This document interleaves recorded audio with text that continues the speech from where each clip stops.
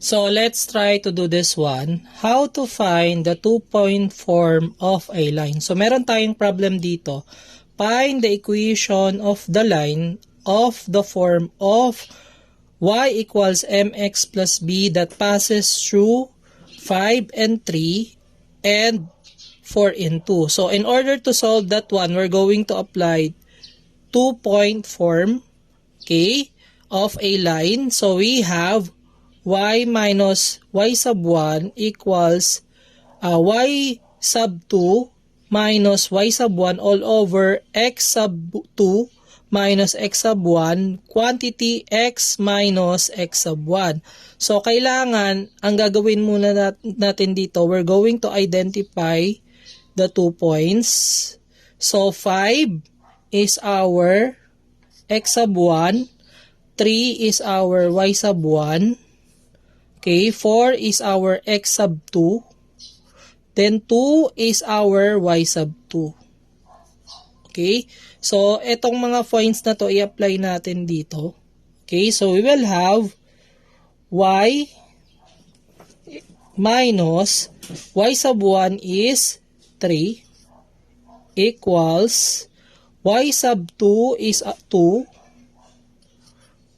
minus y sub 1 that will be 3 all over x sub 2 4 minus x sub 1 that is 5, okay, quantity x minus x sub 1 which is 5, okay, so simplify natin to, okay, so y minus 3 is equals to 2 minus 3 that will be negative 1 all over 4 minus 5 that will be negative 1, okay, quantity x minus 5.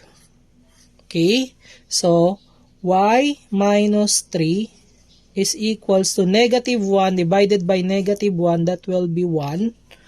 Okay, quantity x minus 5.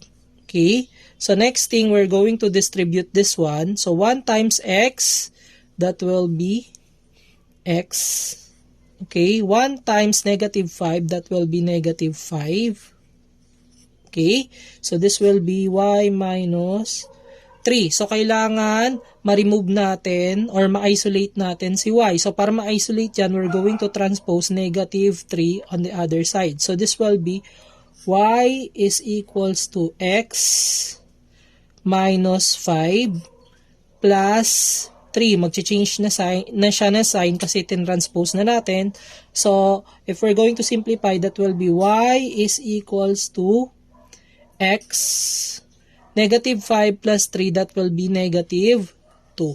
So, this will be our final answer.